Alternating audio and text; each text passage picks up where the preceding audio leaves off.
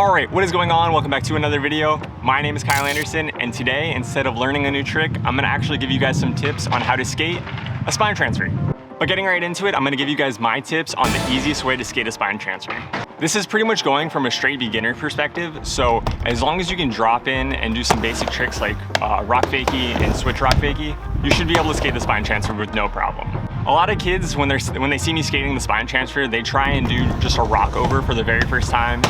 And honestly, I feel like doing a blunt or a tail stall transfer is way easier. So I'm gonna teach you guys that one first.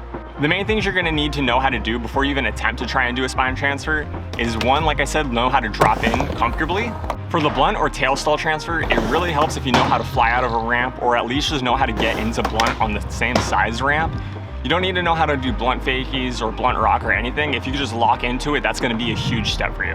One of the other important things you're gonna need to know how to do is how to get weightless on your board. So if you are really good at pumping and you can get up to the top of the coping with no problem, so you get that weightless feeling going back and forth, you're gonna have this no problem. So after you drop in and as you're approaching the spine transfer, you pump up the ramp like you're gonna get weightless. And right when you get to the top of the ramp, you're gonna go up and lock in like you're in a blunt, or think about it like a fly out where you're just kind of tossing your wheels up and over the coping, and then you're gonna set the tail back down. And then that's where it just becomes just a drop in. So you're gonna be moving your weight from behind you like you're still in the transition on the one side of the spine, and then you're gonna sit on top, and as you're learning it, you can sit on it for a little bit, it's not that big of a deal. And then transfer your weight forward and then just drop in like normal. And then once you get those down, you can make it go quicker and quicker where you don't have to stall on it as much. You just hit it and then go right back in. And then you can add some more style to it. You can either get some more air and smack the tail down harder, which is actually one of my favorite things to do. You can also do slides, so either blunt or tail slide, however you want to look at it. Those are pretty fun. Our spine is a little short. It's only about 8 foot wide, so I can only slide it a little bit, but it's a ton of fun to do.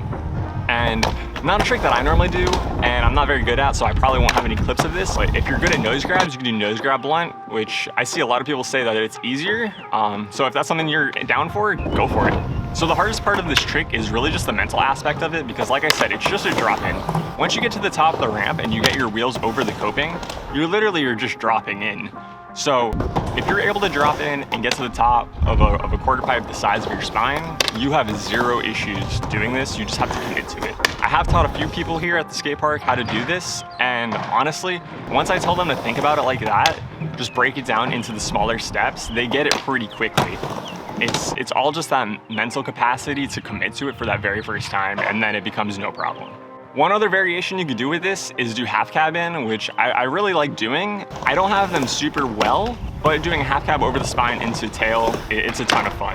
So if you're able to do that, I highly suggest just throw any sort of combinations you can with the blunt or tail stall, and you're gonna have a ton of fun with this trick. So like I mentioned, the rock over is what most beginners want to try and learn when they're learning how to do a spine transfer, which in my opinion is a little bit harder because you, one, need to know how to rock to fakie. You also need to know how to do switch rocks just to get that body movement, and you need to transfer your weight from one to the other. For whatever reason, it's less scary for beginners to commit to, I guess because you're not going up and over the coping all in one motion. You're going up, sitting, and then going down, which I kind of get. But like I said, I personally think that the blunt or tail stall over is way easier and way less scary. Okay, so the very first thing you need to do for this is obviously know how to drop in, because if you can't drop in, you're really not gonna get any of these tricks down. You definitely need to know how to do rock. I guess if you can't go rock fakie, it's not that big of a deal, as long as you can rock the rock with no problem and get the full deck on there. And by full deck, I mean if you can get it in the middle and do a rock, and even if you have to bail out, then it's at least a decent start for this trick, just to be able to get your front wheels up and over and do the little rock for that. You definitely need to know how to do switch rocks though, because you need to know how to get your back wheels to clear the coping when coming back in. So if you can't do that, I highly suggest learning that before you even attempt to try this trick, because if you hang up coming over a spine, you have a way more speed than just doing a switch rock fakie, so you will slam. Another thing you could do to practice this before committing to the full spine is going up and doing a rock on just a quarter pipe of the same size, and then shifting your weight up on top of the deck. If you can pull your back wheels up on top of the deck as well, that will help you with the thought of shifting your weight from the back to the front to help you get over the spine. Some variations of the rock over the spine that you could do is you can do a switch, which really helps you set up for either switch or fakie tricks on the other side of the ramp. I like to do a line where I come onto one side of the ramp and then go back and do switch rock over and then do switch crook on the other side. It's a ton of fun. I'll try and throw some clips in here, but I put that in other videos. So the main thing you need to focus on when you're doing the rock over the spine is shifting your weight from your back foot to your front foot. That way you just don't hang up on the coping.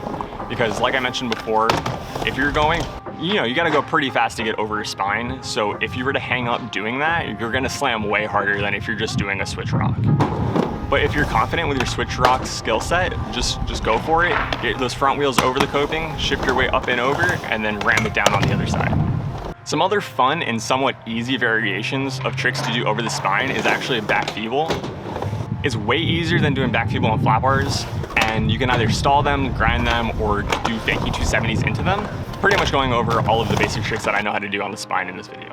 If these tips helped you at all, make sure you leave a comment and let me know, and share it with some friends. Get some other people skating transition. It's not as scary as you think. Once you just go for it, it's actually a lot of fun. But with all that being said, this is the end of the video, so thank you so much for watching. If you found any enjoyment throughout this, please hit the thumbs up button and consider subscribing. And as always, get out there and push your comfort.